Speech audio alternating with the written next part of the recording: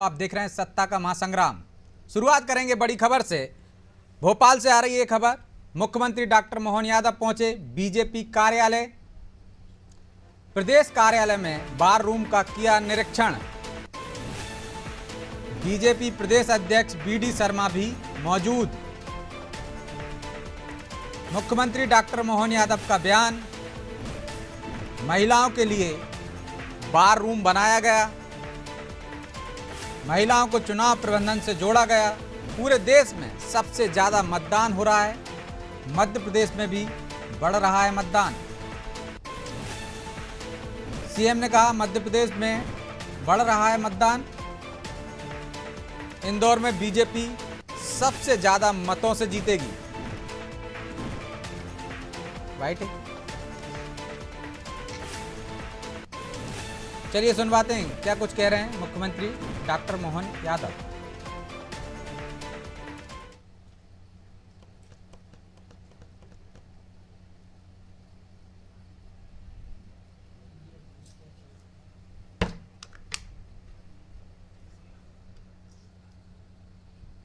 ये तस्वीरें हैं बीजेपी कार्यालय की, जहां मुख्यमंत्री डॉक्टर मोहन यादव पहुंचे हैं। बीडी शर्मा से चर्चा कर रहे हैं। बार रूम बनाया गया है। यहाँ पे ज़्यादा से ज़्यादा मत कर सकें महिलाएं, इसकी कोशिश कर रही है बीजेपी। खासकर महिलाओं के लिए बार रूम बनाया गया है। तस्वीरों में आप देख रहे हैं। चलिए सुनवाते हैं क्या कह रहे हैं सीएम। अलग प्रकार का देश का पहला अनुभव भी है भारतीय जनता पार्टी के। तो इस महिला बहनों के लिए वार रूम बना करके इनके माध्यम से हमारी चुनावी प्रक्रिया में खासकर इफेक्टिव लोगों तक बात कराना। तो महिला जनप्रतिनिधि, स्वयं सहायता समूह, नारी वंदन समूह, अलग अलग प्रकार की अलग अलग श्रेणियों की बहनों से उनकी काम की गति बढ़े, उनको चुनाव निर्वाचन से जोड़ने के लिए मैं तो देख के आश्चर्यचकित हूँ कि ये जब सब करोगे तो फिर कांग्रेस कहाँ बचेगी, उसको कौन पता लगेगा। जितने मोर्चे हो सकते हैं, वास्तव में ये बहनों का और खासकर इस बार और ज्यादा महत्व है, क्योंकि लगातार जिस ढंग से कांग्रेस ने बहनों के लिए गलत मानसिकता रखी, उनकी इज्जत उतारने का काम किया, ये जवाब है उनका सकारात्मक दृष्टिकोण से।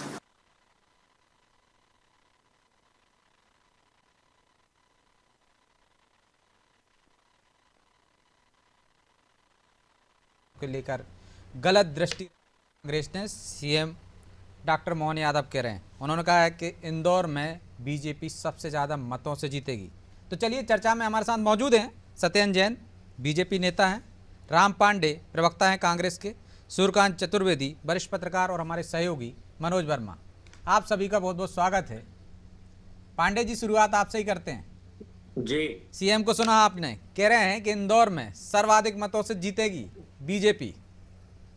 जी जी जी। तो इंदौर में विरोध में खड़ा कौन हुआ है उनके, ये तो किसी को पता ही नहीं है। सुना है 14 निर्दलीय हैं, लेकिन उन निर्दलीयों के नाम किसी को नहीं पता है। इंदौर की वोटर करीब 27 लाख हैं।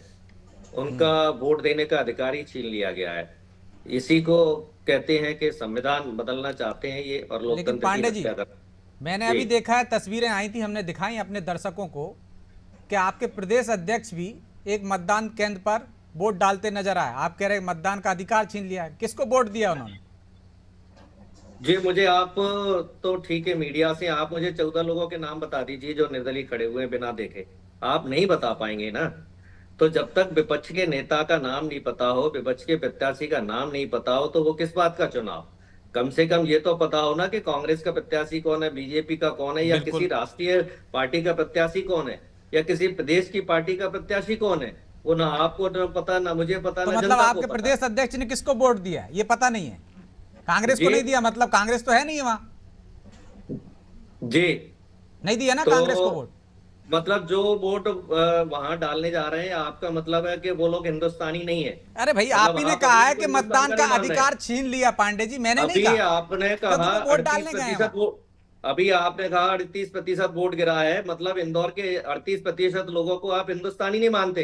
आप अरे भी मैंने उनको ऐसा कहा पाकिस्तानी नहीं है कहने लगे, महाराज। बीजेपी की भाषा आप भी बोलने लगे। मैं ये बीजेपी तो की गलत भाषा बात नहीं है। बोल रहा हूँ, आपका सवाल तो ये था तो गलत बात कि है। आप अड़तीस सुन तो 32 लीजिए शत लोगों पांडे को जी। आप पांडे जी हिंदुस्तानी नहीं मैं मान रहे बहस हो। नहीं कर रहा हूँ, सिर्फ आपने कहा था कि मतदान का अधिकार छीन लिया, तो मैंने कहा जी हमने तस्वीरें दिखाई थी इंदौर जी क्षेत्र में ही, आपके प्रदेश जी अध्यक्ष खुद वोट डालते दिखाए गए जी हैं उसमें, तो जी। उन्होंने तो ये किसको वोट दिया फिर? तो ये जो मैं जो बात बोल रहा हूँ वो पढ़े लिखों को सबको समझ में आ रही है। जो समझदार लोग हैं वो सब समझ रहे हैं कि मैं क्या बोलना चाह रहा हूँ। तो बता केवल दीजिए ना, आपको स्पष्ट कर समझ दीजिए में नहीं आ किसको रही है वोट बस। दिया उनने। जी, जो पढ़े लिखे लोग हैं, जो कांग्रेस को आपके नहीं दिया ना। व्यूअर्स हैं, जो आपके दर्शक हैं, वो मेरी बात को समझ रहे हैं कि इंदौर की 27 लाख जनता का अपमान हुआ है। वहां लोकतंत्र का चीरहरण हुआ है, संविधान का चीरहरण हुआ है। भारतीय जनता पार्टी के एक नेता नहीं, कई नए नेता बोल चुके हैं। राजस्थान की डिप्टी सीएम बोल चुकी है, अनंत हेगड़े बोल चुके हैं, ज्योति मिर्धा बोल चुकी है, लल्लू सिंह बोल चुके हैं, और किसी को पार्टी से निष्कासित नहीं किया गया है। आरक्षण खत्म करने की बात इनके कई नेता बोल चुके हैं, आरक्षण की समीक्षा करने की बात बोल चुके हैं, और संविधान को खत्म कई तरीके से किया गया है। आज प्रदेश में जो सरकारें हैं, विपक्ष की सरकारें हैं, उनको राज्यपाल काम नहीं करने देते हैं। दिल्ली के सीएम को जेल में डाल दिया, उड़ीसा के सीएम को, झारखंड के सीएम को जेल में डाल दिया। कुछ भी तो चल रहा है, चंदे के माध्यम से धंधा चल रहा है। तो ये इंदौर की जनता का अपमान है, खरगोन की जनता का अपमान है, सूरत की जनता का अपमान है। आप समझिए इस ठीक बार है, यदि चलिए हम सत्येंद्र जी नहीं- जवाब ले। सत्येंद्र जी, सामने तो कांग्रेस है ही नहीं है, तो सर्वाधिक मतों से जीतने की क्या बात हुई जब आपके सामने विरोधी ताकतवर नहीं है, मजबूत नहीं है? वो कह रहे हैं देखिए लोकतंत्र को गुरु खत्म जी, कर दिया, मतदान का अधिकार भी छीन लिया आपने इंदौर के लोगों से। हालांकि उन्होंने नहीं ये गुरु जवाब जी, नहीं दिया कि अध्यक्ष ने किसको वोट डाला। हाँ, जी, मैं कह वही रहे तो थे कह रहा नोटा हूँ। की अपील कर रहे हैं, नोटा पे डाला, इतना तो कह भी सकते थे पांडे जी। चलिए सत्येंद्र जी जवाब दीजिए। एक बात बताइए, मैं अभी इंटरप्ट कर रहा हूं, देख- बीच में इंटरप्ट कर रहा हूं। क्या वोट डालते समय ये बताया जाता है किसको वोट डाला जा रहा है? वहां कांग्रेस का प्रत्याशी तो है नहीं। क्या आपके हिसाब से ये संविधान के अनुसार सही है कि वोट डालने के अनुसार बाहर बताया जाए कि किसको वोट दिया? ये तो जो मतदान कर रहा है ये उसका ठीक, व्यक्तिगत अधिकार है। चलिए, कि वो भैया किसको मैं देना कब है। बोलूंगा? कांग्रेस आ का जाने प्रत्याशी तो वहां दीजिए। है ठीक है, आ नहीं। गई आपकी बात पांडे जी, चौधरी मान जी ली। मैं कब बोलूंगा? हाँ बोलिए, अब आप बोलिए, बहुत टाइम है अपने चौधरी पास, जी 1 घंटा है। मैं कह रहा हूँ कि लोकमूर्ता की बात है। ये मतलब high world insanity, high level of insanity का है वो है। आप देखिए 1952 से चुनाव हो रहा है देश में, आज पहली बार चुनाव नहीं हो रहा, और कांग्रेस के कई प्रत्याशी निर्विरोध जीत गए। तब इन कहते हैं सर्वसम्मति से हो गया, तब इनको बहुत अच्छा लगता है। आज हमारे सूरत से प्रत्याशी जीत गए निर्विरोध, या और इंदौर में और ये जो खजुराहो में कांग्रेस ने घुटने टेक दिए, तो आज इनको दर्द हो रहा है। पहली बार आंख में कचरा घुस गया हो इनको, मोतियाबिंद हो गया। मोतियाबिंद नहीं हुआ इनको, मोदियाबिंद हो रहा है। मोदी जी के नाम से मोदी रैक्ट हो रहा है, कैटरैक्ट नहीं हो रहा है। तो कांग्रेस इस प्रकार की बातें करती है, लेकिन डबल सवाल तो स्टैंडर्ड आपके इनका पक्ष के समझ में नेता भी आता उठा है। रहे हैं ना, सुमित्रा महाजन उठा रही हैं, अन्य नेता उठा रहे हैं, सत्तन जी नहीं उठा भैया, रहे हैं, मैं उस पर भी तो आ रहा उनको भी हूं। मोतियाबिंद हो गए क्या? नहीं, उन्होंने किसी ने नहीं उठाया, ना किसी ने कहा ब्रजेश जी। और सुन लीजिए, पाकिस्तानी मीडिया कह दिया आपको, तो आप सोचिए, पाकिस्तानी मीडिया का आरोप लगा दिया। आप मीडिया के एक एमकॉन स्तंभ हैं, आप सब, आप जो बैठे हैं, आप लोगों को, अब हमने अब तो तो नहीं आदत कहा हो गई हमारे यहाँ से आरोपों की।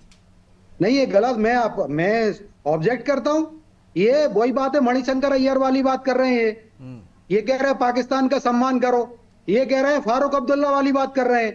फारूक अब्दुल्ला कह रहे हैं कि उनके पास परमाणु बम है, भारत को उनसे बात करनी चाहिए। और इनके साथी वो कहते हैं परमाणु बम अपने घोषणा पत्र में लिखा है।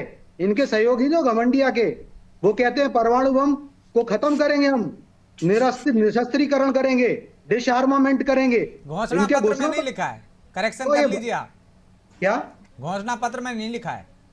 नहीं, कम्युनिस्ट पार्टी जो इनकी सहयोगी है, हाँ, उनके घोषणा उनके पत्र। घोषणा पत्र में है कि उन्होंने कहा है कि परमाणु अस्त्र खत्म करेंगे भारत के, और शांति। तो बताओ, आज ये पाकिस्तान को तो परमाणु संपन्न देश कह रहे हैं सभी, चाहे वो मणिशंकर अय्यर हो, चाहे फारूक अब्दुल्ला हो, लेकिन हमको कह रहे हैं कि भारत अगर ये सत्ता में आ गए बहरूपिये, तो ये क्या करेंगे, हमारी जो शक्ति है ना, उसको शक्ति से लड़ी रहे, माताओं बहनों से, हिंदू धर्म की शक्ति से लड़ी रहे, साथ ही साथ परमाणु शक्ति है उससे भी भारत को छीण कर देंगे। मतलब ये भारत को मिटाने की बात कर रहे हैं। मैं तो बड़ा ऑब्जेक्ट करता हूं। और पाकिस्तानी बातें शब्द लिया आप लोगों को, पाकिस्तानी मीडिया का बता दिया। अरे शर्म आनी चाहिए इन लोगों को। इनका ही एक राज्यसभा सांसद अभी चुन के आया कर्नाटक बेंगलोर से, विधानसभा में प्रमाण पत्र ले रहे थे राज्यसभा का, मल्लिकार्जुन खड़गे जी के पीए हैं वो, और इनके कांग्रेस ही पाकिस्तानी जिंदाबाद के नारे लगा रहे थे वहां पर, पाकिस्तान जिंदाबाद। बताओ, शर्म आनी चाहिए, जिसपे कि पूरा ऑन रिकॉर्ड है, वो प्रूवन हो गया, सिद्ध हो गया है। मैं अभी कोई आरोप नहीं लगा रहा, वो सिद्ध आरोप लगा रहा हूं। तो और सत्येंद्र आप जी, अब लोगों आरोप को से क्या है, अब तो वोटिंग चल रही है। तो आप सब अब मीडिया वोटिंग पे जो आ है, जाइए। देखिए आप हमारे कपड़े में हमसे भी आप प्रश्न करते हैं, प्रति प्रश्न करते हैं, मैं कभी पूरी ऐसी डिबेट उसी पे बात कर नहीं लोगे, करता। ठीक है। लेकिन ये क्षमा याचना करना चाहिए। नहीं नहीं ब्रजेश जी, इट इज ऑब्जेक्शनेबल। ठीक है, आपको अगर उनकी कोई बारी आएगी कैंडिडेट, तब उनसे जवाब ले लेंगे। नहीं, आप बड़े आप विशाल वोटिंग पे आ हृदय हैं, जाइए। तो अच्छी बात है। लेकिन एक कांग्रेस की दो डबल स्टैंडर्ड है। ये कहते हैं कि कांग्रेस को मैं पत्रकारों को अच्छी सुरक्षा देंगे, आज पाकिस्तानी कह रहे हैं। और अपने आपको याद है, पहला संविधान की बात कर रहे हैं, संविधान को सिर पे नाच के कथक करने वाले, तथैया करने वाले लोगों की गैंग है ये पहला संविधान संशोधन। जबकि संविधान के अंदर स्वयं ही कहा गया है कि संविधान को बदलने की शक्ति भी संविधान के अंदर अरे है। ठीक है, आ जाइए ना सत्येंद्र जी, आ जाएंगे। अरे मैं अब आ मुद्दे पे जाइए ही कि हूँ इंदौर में भाई, सबसे कम मतदान क्यों हुआ है। मैं उस पे भी आ रहा हूँ, 38%। सुनिए तो 10 सेकंड आप तो पर दीजिए, आरोप मैं लग रहे इंदौर पे आ रहा हैं, हूँ। आप पे सवाल उठ रहे हैं, वो भी उठा रहे मैं हैं, उस आपके नेता भी उठा रहे हैं। भाई मैं कह रहा हूँ, संविधान को सिर पे नाचने वालों ने पहला संविधान संशोधन जो किया था, वो मीडिया की अभिव्यक्ति की आजादी पर कतरने का काम किया था। और आप सुन लीजिए, अब आपने इंदौर की बात कही तो मैं उस पे आता हूँ। देखिए, इंदौर में कांग्रेस ने घुटने टेके। आप कांग्रेस के अनेक नेताओं के आपने भी प्रमाण सुनाए, उनके स्टेटमेंट सुनाए। सभी ने क्या कहा कि कांग्रेस में जो पक्षा बम को टिकट दिया गया था, तब से इनकी पहले से भूमिका इनकी संदिग्ध लग रही थी। तो हम जब पूरे राजनीतिक दलों में एक व्यवस्था है डमी कैंडिडेट उतारने की, अगर कोई कैंडिडेट फेल होता है तो दूसरा कैंडिडेट पार्टी का ही दूसरा व्यक्ति होता है, 4 टिकट दे दिए, मान 4 लोगों को उतार दिया, तो बी फार्म किसी एक को दे सकते थे ये लोग जब वो नामांकन वापसी कर रहा था। तो कांग्रेस अपनी सफलताएं तो बता नहीं रही है और दूसरों पर ढोल रही है। और आपने भी को कह दिया कि मताधिकार किसका छीना, मताधिकार अरे किसको मत देने से वंचित किया। जीतू पटवारी सबसे हरल्ले प्रदेश अध्यक्ष हैं और खुद वो इंदौर से आते हैं। अरे थोड़ी सी सीख दिग्विजय सिंह जी से ले लेते, थोड़ी सी ले लेते। राजगढ़ में वो लड़ रहे हैं,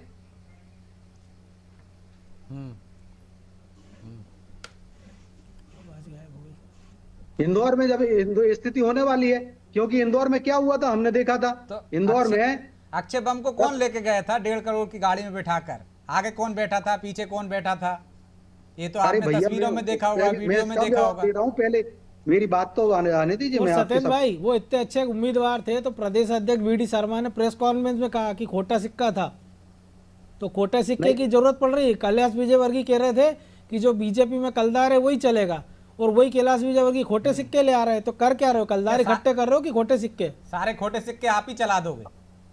नहीं नहीं, सुनो तो आप, वो हमारे कलधारी हैं। कलदार हम हैं। कहेंगे कौन? कलधार हैं। अक्षय कांग्रेस के कांति खोटे बम? सिक्के हैं, अक्षय क्योंकि कांति बम कांग्रेस कलदार थोड़ी हैं कि खोटे सिक्के हैं?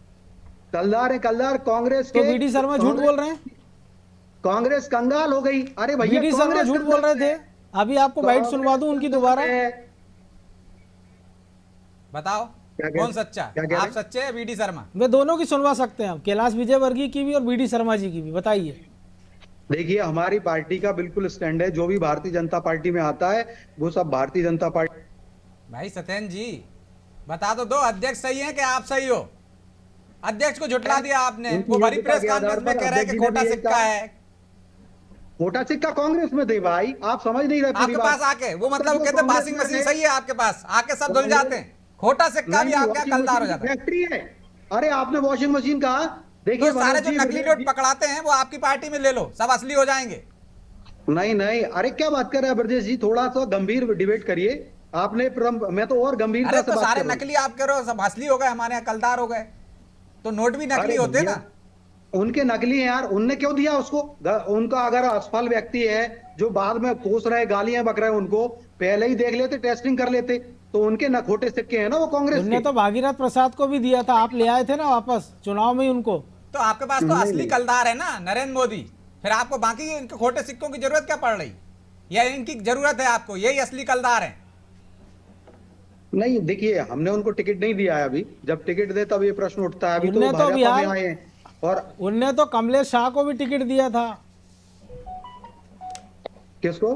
कमलेश शाह को दिया है, और अभी 2 बीना विधायक को उन्होंने टिकट दिया था, रामनिवास रावत को टिकट दिया था। तो ये सारे आप ले क्यों आ रहे हो?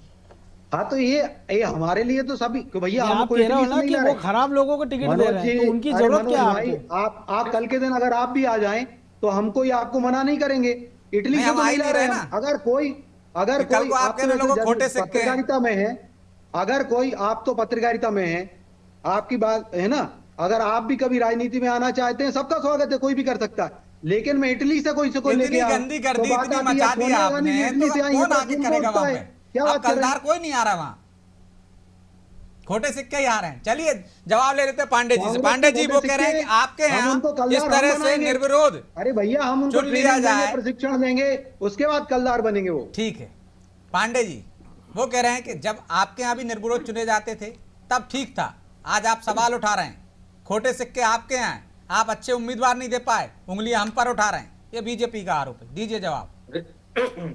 2014 के पहले कहीं कोई इस तरह के सवाल नहीं उठते थे। अटल जी की भी सरकार थी, मनमोहन जी की भी सरकार रही है, नरसिम्हा राव जी की भी सरकार रही है। इन्होंने तो हमारी सरकार को भारत रत्न दिया है, और यहाँ कहते हैं कांग्रेस कुछ नहीं कर रही है। 5 साल नरसिम्हा राव प्रधानमंत्री थे और इन्होंने भारत रत्न देकर यह साबित कर दिया है कि हमारी सरकार इनकी सरकार से अच्छी होती है। दूसरा, आप पर आरोप लगा रहे हैं कि गंभीर डिबेट नहीं करते हैं, और मुझे ज्ञान बांट रहे हैं कि मैं आपको पाकिस्तानी कह रहा हूं। मतलब आपको गंभीर डिबेट करने लायक भी नहीं समझते हैं। तो ऐसा नहीं लगता है कि इन लोगों का कुछ मानसिक संतुलन बिगड़ गया है? हड़बड़ाहट में कहीं पाकिस्तान चले जाएंगे, कहीं इंदौर आ जाएंगे, कहीं इटली चले जाएंगे, मतलब महंगाई और बेरोजगारी की बात नहीं करेंगे।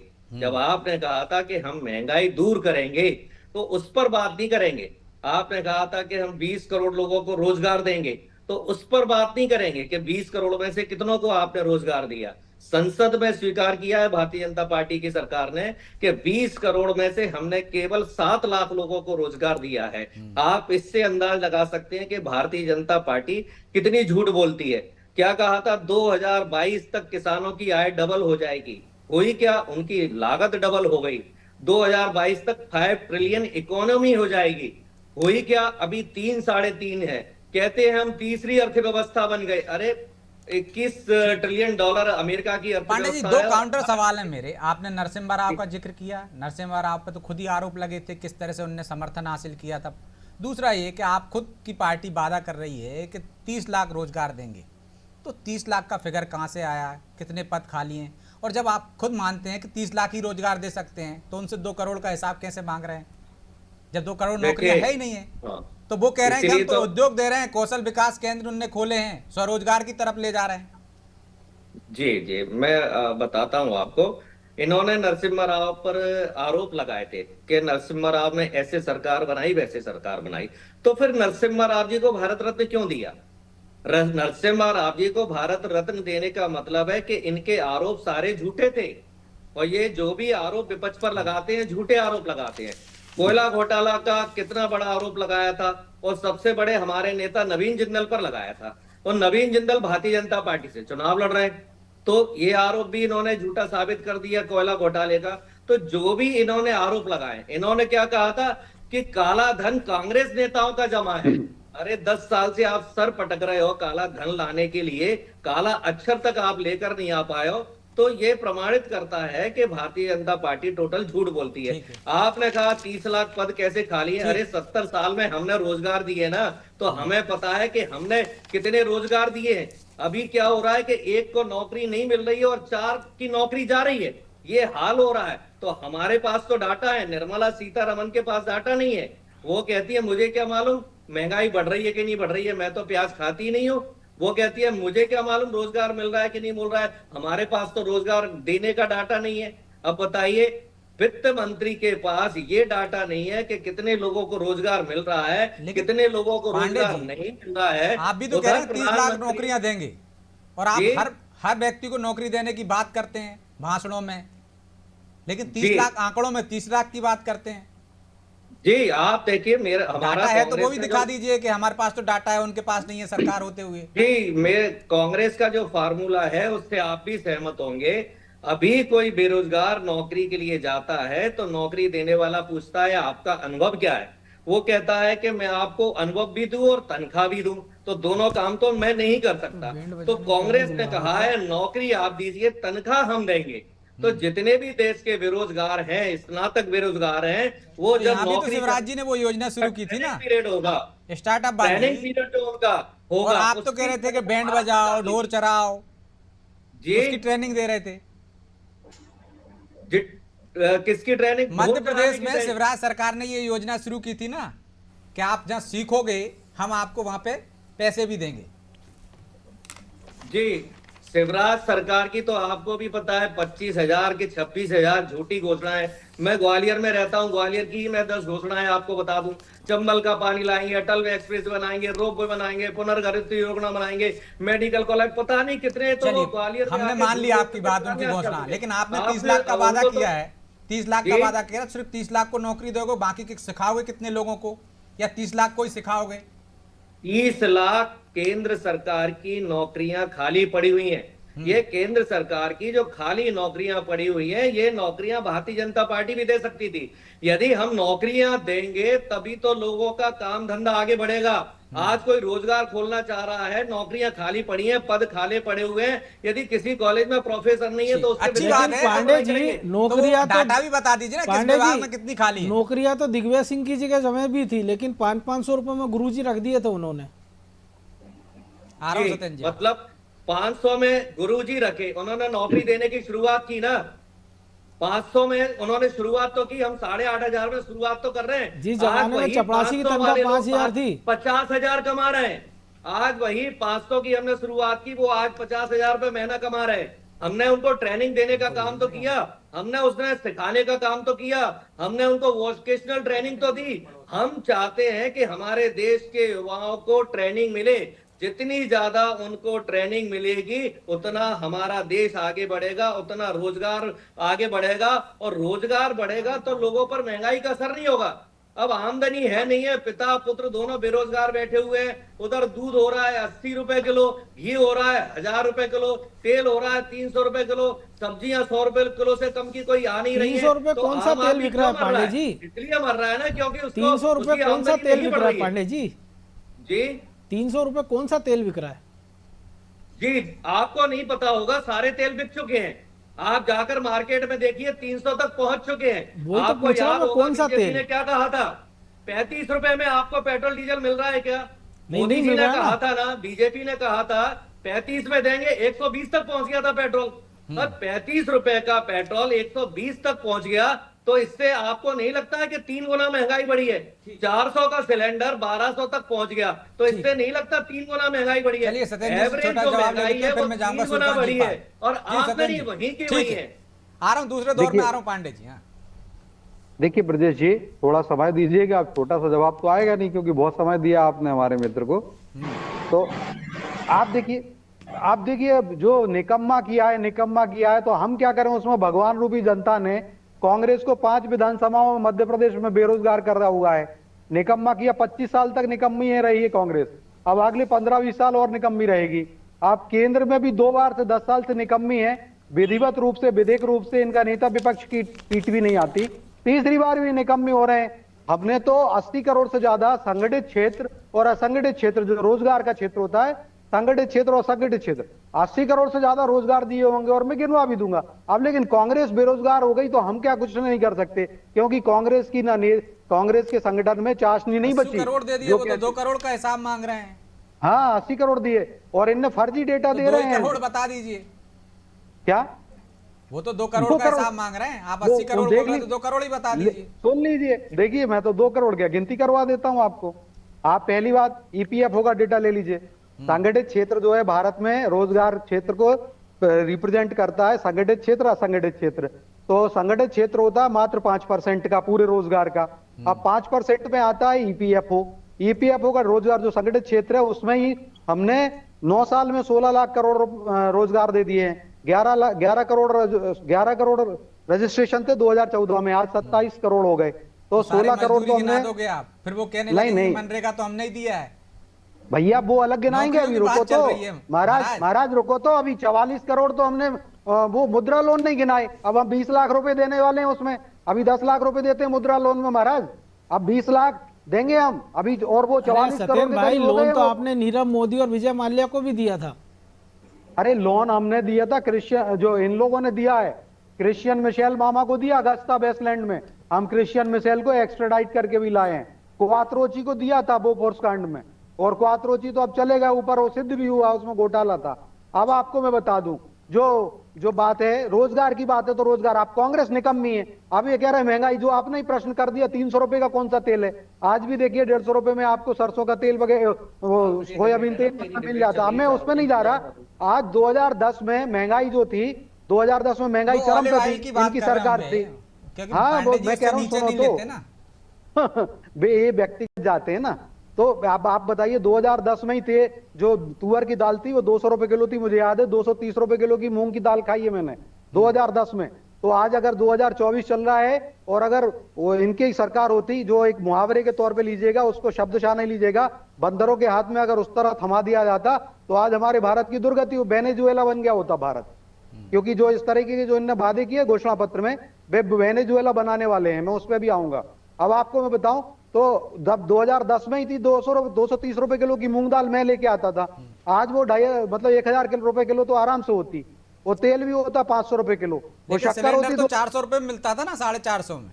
आज भी देखिए, अब सिलेंडर पे भी गैस तो हमारे यहाँ भारत में नहीं आती, हम बाहर से लाते हैं, और नहीं तो इन्होंने उनके ही समय पे उसको, मिलता था ना, लेकिन आप नहीं, साइकिल पे नहीं, सिलेंडर लेके घूमते थे, सड़क पे घूमते थे, साइकिल से चलते थे, संसद चले जाते थे सिलेंडर संसद लेके। चले मैं जाते जवाब थे। दे रहा हूँ ना, मैं जवाब दे रहा हूँ ना, अच्छा जवाब दे रहा हूँ बिल्कुल। आपके हिसाब से आप लोग संतुष्ट होंगे, मुझे ऐसी आशा है। नहीं, दर्शकों को आप देखिए, संतुष्ट कर दो आप, हमें संतुष्ट होने की हाँ। जरूरत नहीं है।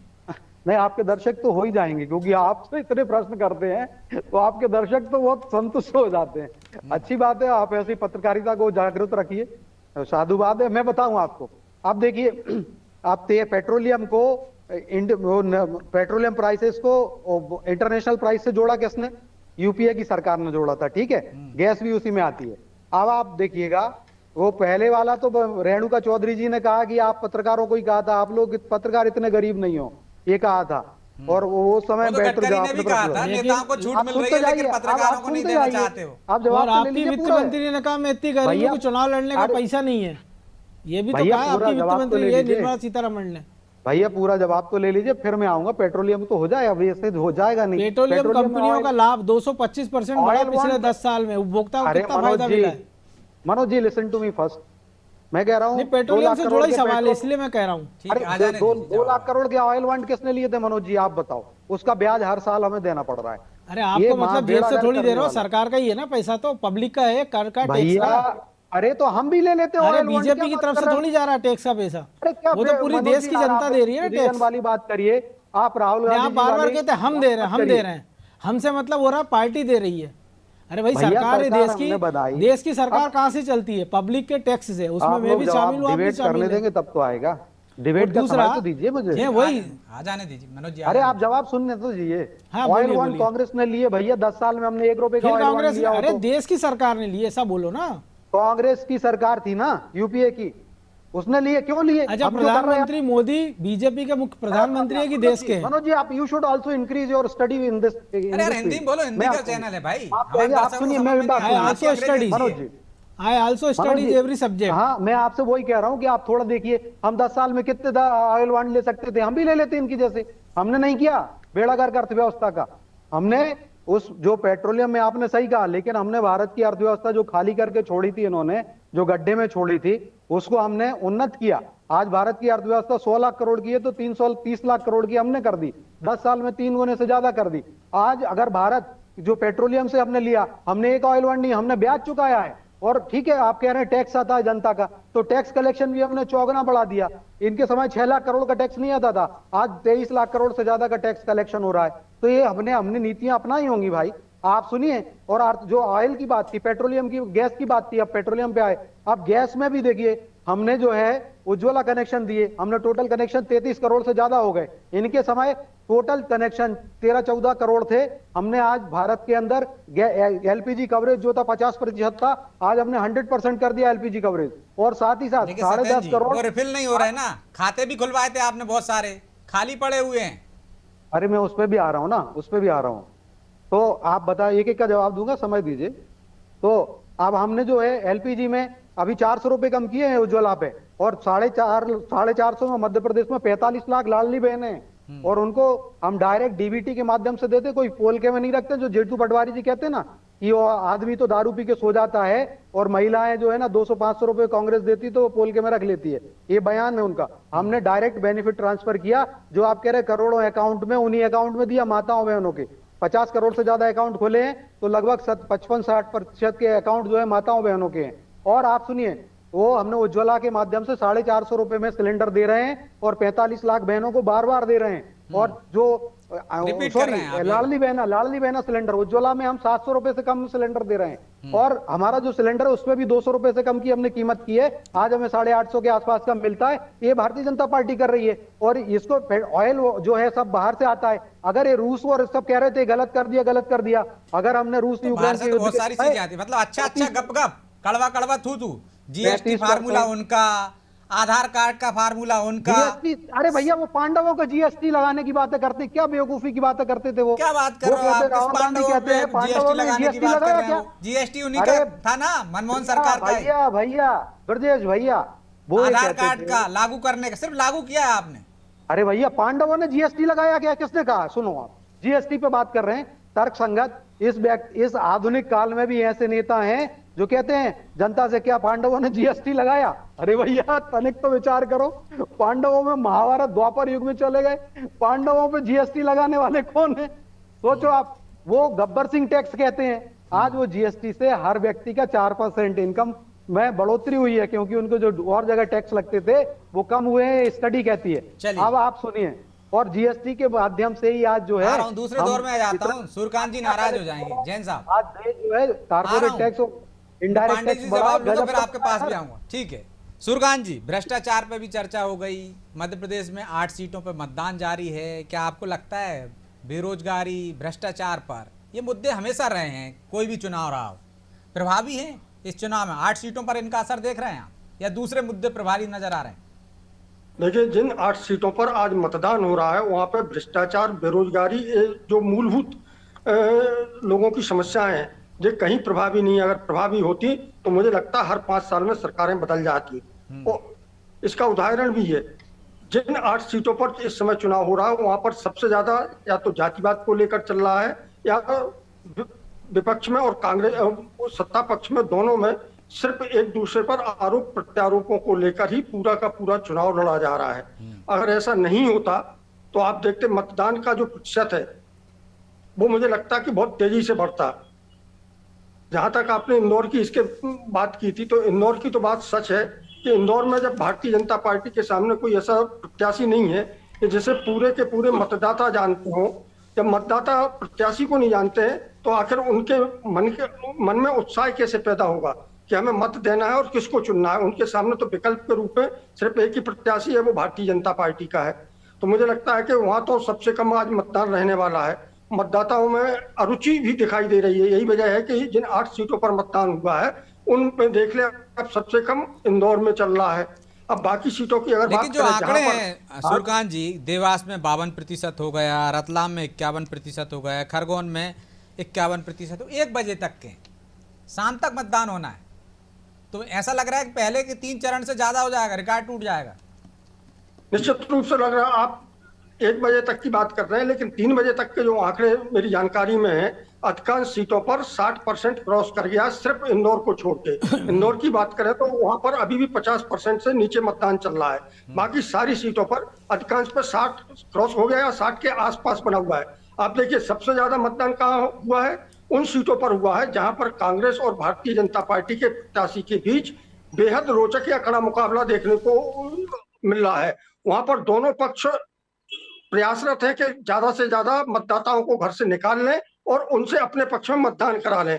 तो इस तरह की जो सीटें हैं जहां पर कड़ा मुकाबला है, वहां पर सर्वाधिक मतदान अभी तक जो ट्रेंड आया है वोटिंग का, उसमें दिखाई दे रहा है। सबसे कम अगर कहीं है तो वो इंदौर में है।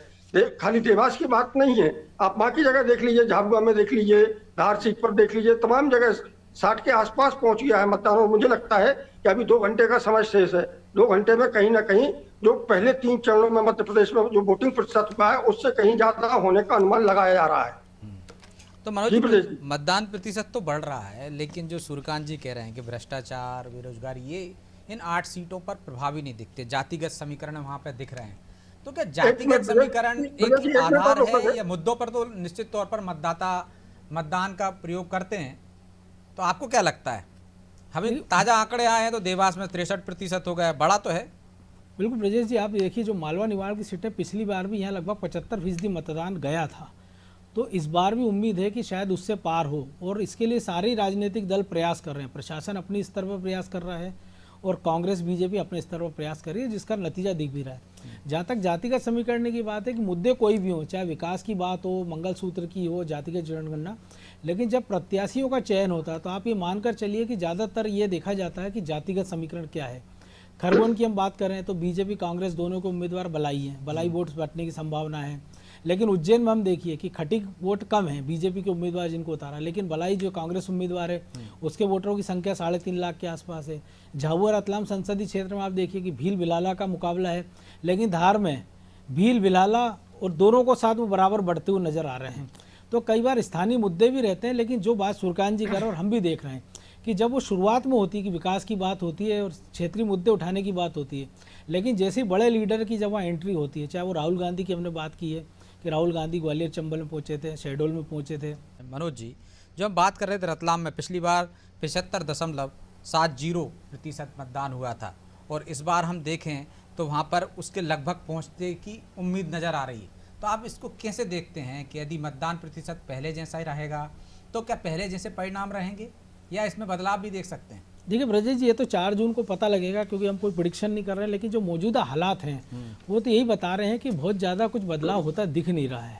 2-3 सीटों को जरूर कांटे की नोकझोंक की बात चल रही थी कि इसमें धार भी शामिल है, उसमें हम देख रहे हैं कि रतलाम झाबुआ संसदीय क्षेत्र भी है, और ये अनुमान इसलिए लगाए जा रहे हैं क्योंकि इसको हम जो बहुत सारे समीक्षक जो है इसको विधानसभा चुनाव की दृष्टि से देख रहे हैं, जिसका हमने पहले भी जिक्र किया था कि वहाँ कांग्रेस अपर हैंड पे दिखाई दे रही, जैसे ग्वालियर चंबल में दिख रही थी विधानसभा चुनाव के नतीजों के हिसाब से।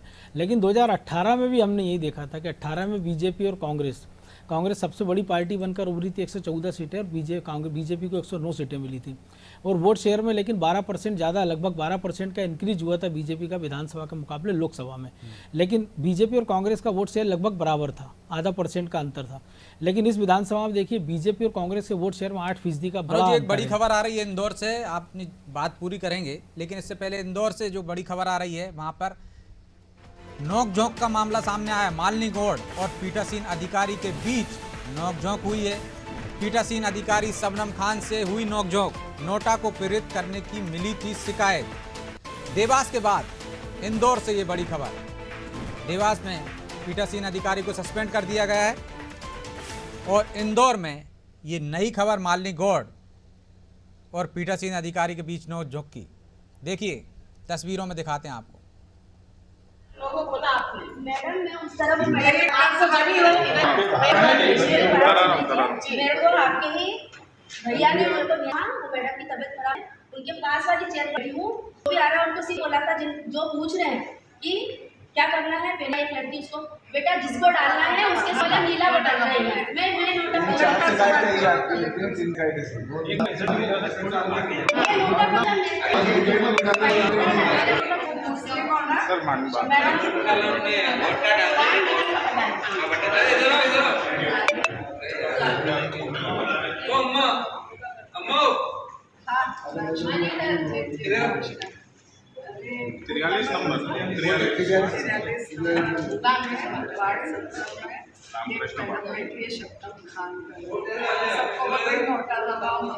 इसको यहाँ से हटाना है,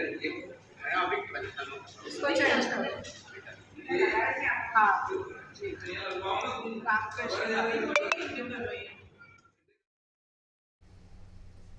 तो मनोज जी, ऐसा लगता है कि नोटा गले की फांस बन गई है।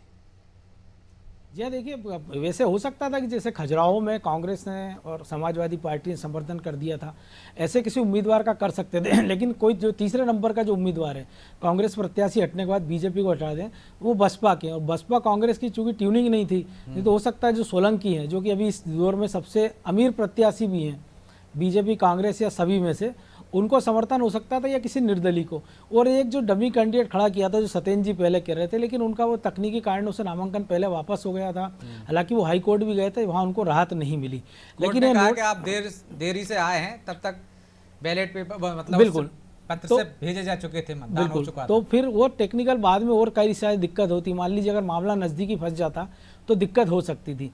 तो अब ये नोटा का प्रयोग भी अब चूंकि नॉट अबव द इनमें से कोई है नहीं, उपयुक्त तो कोई नहीं है, लेकिन क्या अगर कांग्रेस की अपील मान ली जाती है और अगर नोटा को अगर 1 लाख वोट भी मिलते हैं तो फिर बीजेपी को अपनी रणनीति में मुझे लगता है विचार करना चाहिए कि लोगों ने जो दल बदल हुआ है जिस प्रकार का इन मौके पर, उसको अच्छे तरीके से नहीं लिया, उसको इस तरीके से माना जाए, शायद इसीलिए चिंतित दिख रही है बिल्कुल। बीजेपी। और एक कारण जो वोटिंग कम हुई उसका कारण यह भी कि सामने कैंडिडेट ऐसा नहीं कि इसको वोट करें। आप आज देखिए इंदौर में एक अलग अलग आधा दर्जन टीमें बनाई है कलेक्टर ने, क्योंकि कई सारे जो प्रतिष्ठान हैं उन्होंने सार्वजनिक अवकाश छुट्टी नहीं की। तो अभी जो मेरे पास खबर है, इंदौर में एक जो कॉल सेंटर है उसको सील किया गया है, एक कॉफ़ी सेंटर को सील किया गया है, क्योंकि उन्होंने अपने कर्मचारी को वोटिंग के लिए छुट्टी नहीं दी थी। तो अगर प्रशासन इस प्रकार की भी कार्रवाई कर रहा है तो मुझे लगता है ये भी अच्छी बात है, और इसको हर चुनाव में इसको प्रैक्टिस में लाना चाहिए कि अगर वोटिंग के दिन छुट्टी का दिन और अगर कर्मचारी को आप काम पर बुला रहे हैं तो ये उसके मताधिकार का हनन है।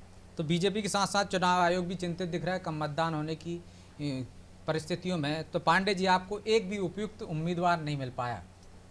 आप कह रहे इतने निर्दलीय हैं लेकिन उनमें भी आपको एक नहीं मिला, तो नोटा को प्रोत्साहित करना पड़ा। जो भी डिस्कशन चल रहा है इससे ये तो साबित हो रहा है कि लोकतंत्र का मजाक बना दिया गया है, संविधान की धज्जियां उड़ाई जा रही हैं। जो भी सारा डिस्कशन चल रहा है इंदौर के बारे में वो तो यही साबित कर रहा है। अब नोटा का अधिकार किसने दिया है? संविधान ने दिया है ना। अब उस पर भी क्या कांग्रेस नोटा पर वोट क्यों डलवा रही है? अरे ये तो संवैधानिक अधिकार है, वो भी आप जनता का छीनना चाह रहे हो। बार बार वही क्वेश्चन कि कांग्रेस नोटा पर क्यों बोल रही है, तो ये तो संविधान की हत्या की जा रही है सरासर। भाई हमारी इच्छा हम नोटा पर दें या किसी और को दें, हमारी इच्छा हम नोटा का समर्थन करें या किसी निर्दलीय प्रत्याशी का समर्थन करें, ये क्यों प्रेशराइज कराया जा रहा है कि नोटा पर वोट नहीं दिया जाए? इसलिए किया जा रहा है क्योंकि नोटा पर वोट पड़ेगा तो बीजेपी की बदनामी होगी। लेकिन पांडे जी, संविधान ने थोड़ी अधिकार दिया है, लगता है रट गए आपको। ये तो सुप्रीम कोर्ट ने दिया है कि भाई नोटा भी एक ऑप्शन दिया जाए, वो भी अधूरा है हालांकि अभी। तो सुप्रीम कोर्ट के अधिकार को क्या नहीं मानना चाहिए? ये तो और सील लगा दी सुप्रीम कोर्ट ने, ये तो और पक्का कर दिया। तो हम यहाँ यदि नोटा का मतलब ये संविधान का विरोध किया जा रहा है। लेकिन पांडे जी एक अच्छी बात है, ये तो अपना आपका मतलब हर पार्टी का अपना अधिकार है कि आप नोटा को प्रमोट कर रहे हैं इंदौर में, लेकिन ये भी हो सकता था कि कांग्रेस ये अपील करती कि उसके प्रत्याशी के साथ जो कुछ हुआ है उसके एवज में आप बीजेपी को हराइए। लेकिन बजाय इसके ये कहा जा रहा है कि नोटा को वोट डालिए, क्योंकि आप भी जानते हैं अगर नोटा को 10 लाख वोट भी मिल गए और अगर 1 लाख वोट भी शंकर लालवानी को मिल गए और अगर ज़्यादा वोट उनके रहे तो वो जीते माने जाएंगे, नोटा नहीं। ये मतलब कांग्रेस कर सकती थी, मुझे ऐसा लगता है। तो मुझे आप 14 प्रत्याशी में फिर बता दीजिए किसको दिया जाए। नहीं मैं तो कह रहा हूं, आप तो ये कहते हैं ना कि शंकर लालवानी को हराया जाए। भी एक आरोप ये भी लग रहा है शंकर लालवानी से दोस्ती निभा रहे हैं। हमारे लिए तो 14 एक जैसे है ना, हम तो 14 हमारे लिए बराबर हैं। और अभी बीजेपी के प्रवक्ता का तो ऐसा लगता है जैसे मानसिक संतुलन ही खो चुका है। अभी मोदी जी आए थे मध्य प्रदेश में, क्या कहा था उन्होंने? बहनों भाइयों 450 का गैस का सिलेंडर दूंगा। उन्होंने सिलेंडर पे बहुत ज्ञान बांटा, 1200 के सिलेंडर को 700 तक लेकर आ गए वो, लेकिन 450 तक फिर भी नहीं ले पाए। मतलब अपने प्रधानमंत्री नरेंद्र मोदी जी को बीजेपी प्रवक्ता ने खुद ही झूठा साबित कर दिया कि भारतीय जनता पार्टी के प्रधानमंत्री है वो तो दोनों तरफ लागू होता है ना पांडे जी। अभी मैं गांव गया था तो मेरे यहाँ के गांव के किसान कह रहा था कि मेरा कर्ज माफी नहीं हुआ, डिफाल्टर हो गया हूं मैं। लेकिन जवाब देंगे सत्येंद्र जी ने तो मुझ पे आरोप लगाओगे। सत्येंद्र जी और एक डाटा और करेक्ट कर दूं सत्येंद्र जी, जो आपने कहा था ना 40 लाख लाडली बहनों को पैसा मिल रहा है, वो संख्या 1 करोड़ 41 लाख थी और अब 1 करोड़ 39 लाख हो गई है। वो 3 गुना कम बता रहे हैं आप जी। कर्ज माफी का मैं आपको बता दूं, मैं विधानसभा के अंदर भारतीय जनता पार्टी ने कहा कि 27 लाख किसानों का कर्जा माफ हुआ है, क्योंकि विधानसभा के अंदर सच बोलना पड़ता है। और जो सुरेश पचौरी अब भारतीय जनता पार्टी में चले गए हैं, वही पूरा पुलिंदा और ट्रक लेकर गए थे। लेकिन राम भाई विधानसभा में ही जयवर्धन सिंह ने, आपके मंत्री जयवर्धन सिंह और आपके उमंग सिंगार ने व्यापम से लेके सिंगस के तमाम घोटाले के जो आरोप लगाते उसमें क्लीन चिट दे दी थी। तो आप उसको मान रहे हैं कि जो उन्होंने विधानसभा में कहा वो सही था? ये उमंग सिंगार क्या सुप्रीम कोर्ट है जो वो क्लीन चिट दे देंगे? अभी आपने कहा कि विधानसभा में सरकार ने कहा, कहने से आप झूठ बोल देंगे तो उमंग सिंगार ने क्लीन चिट दे दी। नहीं तो ये किसने मना किया? आपने कहा लोगों को तो सरकार देती है या सुप्रीम कोर्ट देता है, या तो ये किसने डिनाई किया पांडे जी कि 27 लाख लोगों का कर्ज माफ नहीं हुआ? देखिए मानसिक संतुलन देखिए किसका खोया है। आदमी क्लीन चिट देता है क्या पांडे जी? पांडे जी ये तो बताइए या तो प्रदेश सरकार उमंग सिंगार को आपने देखिए, नकार दिया, देखिए, मंत्री थे आपके व्यक्तिगत यहाँ। कमेंट कर रहे थे। जयवर्धन अब सिंह इसका आपके यहाँ मानसिक मंत्री थे, संतुलन कहाँ मंत्रियों चला को ही गया नकार रहे हो मनोज जी? आप। व्यक्तिगत नेता कमेंट प्रतिपक्ष कर है रहे आपके। रेवन्ना का नाम सुना है आपने? किसका? ये प्रज्वल हर कहीं, रेवन्ना हर का कहीं। नाम सुना है? एक विश्व का सबसे बड़ा बलात्कारी है प्रज्वल रेवन्ना। भारतीय जनता पार्टी का लोकसभा प्रत्याशी है प्रज्वल रेवन्ना। वो भैया कांग्रेस में ही था 2 महीने पहले तक, आपके साथ गठबंधन था, आपकी सरकार ने गिरफ्तार नहीं किया। प्रज्वल रेवन्ना बलात्कारी है। भारतीय जनता पार्टी प्रज्वल रेवन्ना के समर्थन में खड़ी है। भारतीय जनता पार्टी ने प्रज्वल रेवन्ना को गिरफ्तार नहीं भैया किया मेरा है। भारतीय जनता ब्रजेश पार्टी जी ने मुझे प्रज्वल टाइम देंगे नहीं रेवन्ना को देंगे? भगा दिया है। अरे सदानंद- भारतीय जनता पार्टी नरेंद्र मोदी घोड़ा बलात्कारी उसका के प्रचार साथ कर रहे थे खड़े 2 हुए महीने हैं। पहले, इससे पहले जब वो चुनाव लड़े। सुनिए तो पांडे जी, प्रधानमंत्री आप कह रहे बीजेपी ने भगा दिया। मैं बीजेपी का पक्ष नहीं ले रहा हूँ, सुन तो लीजिए। नहीं कर रहे हैं पांडे जी। प्रधानमंत्री एक बलात्कारी का समर्थन कर रहे हैं, पांडे जी। बलात्कारी का प्रचार कर रहे हैं। सरकार आपकी है वहाँ, 500 हिंदू गिरफ्तार महिलाओं के आपने साथ नहीं उसने किया। बलात्कार किया है। 500 हिंदू महिलाओं के साथ बलात्कार पांडे जी, किया है। प्रधानमंत्री पांडे जी। उसका समर्थन कर रहे हैं। पांडे जी, 500 ये हिंदू आप हिंदू जानबूझ के महिला नहीं थी। सुनते हो ना, मेरी सुन तो आप लीजिए। आवाज काउंटर दबा सवाल है ना देंगे। मेरा एक, ठीक आप है आवाज दबा देंगे, ठीक है, आपकी मेरी बात आ बोलने गई ना। देंगे। फिर मैं आप सत्येंद्र जी के पास वॉल्यूम जाऊं। डाउन कर देंगे, मेरा काउंटर क्योंकि सवाल तो नरेंद्र सुन मोदी लीजिए। पर सवाल उठेगा तो बोलने नहीं दिया जाएगा। अरे कौन नहीं बोलने दे रहा है? आप इतनी देर से बोल रहे हो पांडे जी। आवाज जनता तक नहीं जाने चाहिए ठीक। कि प्रधानमंत्री नरेंद्र मोदी बलात्कारी के भैया, समर्थन मुझे में हटा खड़े दो होते ब्रजेश हैं। जी। आवाज आप आप बंद कर सब देते इनिशियल हैं। टाइम सत्येंद्र जी जवाब दे रहे हैं, सरकार सत्येंद्र जी। भारतीय जनता चलिए। पार्टी ब्रजेश जी, के मैं- पांडे जी अब जवाब सुन समर्थन लीजिए, समय नहीं है, में भारतीय समय नहीं है, जनता 2 मिनट में पार्टी जवाब खड़ी सुन लीजिए। आपने मेरा वॉल्यूम डाउन कर दिया। अरे कोई आप नहीं किया जनता भाई, तक आवाज महाराज नहीं किसी ने नहीं दे किया। रहे हैं कि आप नरेंद्र पूर्वाग्रह से मोदी ग्रसित जी हैं, प्रज्वल रेवन्ना पूर्वाग्रह का से ग्रसित हैं आप, क्यों पांडे गए? जी। बलात्कारी ये का मानसिक चुनाव संतुलन खो गया लड़ने इनका। नरेंद्र मोदी क्यों गए? आप मेरी आवाज चलिए जनता देखिए, तक आवाज नहीं कैसे जाने डाउन देंगे। होती है, अब करा के आपने दिखाते मेरी हैं आपको। आवाज डाउन कर दीजिए पांडे जी की जरा। अब होती है आवाज डाउन पांडे जी, ऐसे की जाती है। दर्शकों को पता चल गया होगा कि हमने नहीं की थी। सत्येंद्र जी बोलिए, अपनी जवाब दीजिए। मैं बताऊं, ये बड़ा व्यक्तिगत इन्होंने कमेंट किए। मानसिक संतुलन पूरी कांग्रेस का खोया हुआ है। मानसिक संतुलन अब मैं व्यक्तिगत फिर भी नहीं कहूंगा, ये तो बहुत ही निंदनीय काम करते हैं, व्यक्तिगत कह रहे थे। इनका तो खोया ही हुआ। सोचिए, राहुल गांधी जी को एमएसपी नहीं पता, एमएसपी नहीं पता उनको। नरेंद्र मोदी ने कहा वो था मल्लिकार्जुन कि खड़गे हैं नरेंद्र जिनको मोदी ने धारा कहा कि 370 और उड़ीसा के 371 में फर्क नहीं पता, बताइए। और वो ये प्रियंका परसों की वाड्रा। बात है। चलिए पांडे जी, यहाँ के सत्येंद्र जिलों जी की माफी राजधानी चाहता हूं का क्योंकि नाम समय है। की एक बाध्यता है, इसकी चर्चा को यहीं विराम देना होगा। आप सभी का बहुत बहुत धन्यवाद। तो 8 लोकसभा सीटों पर मध्य प्रदेश में मतदान हो रहा है। लगातार हम आपको अपडेट दे रहे हैं, मतदान प्रतिशत की जानकारी दे रहे हैं, वहां से आ रही खबरों को दे रहे हैं। एक ब्रेक के बाद फिर हाजिर होते हैं ताज़ा खबरों के साथ। तब तक के लिए मुझे दीजिए इजाजत और आप देखते रहिए अनादि टीवी। नमस्कार।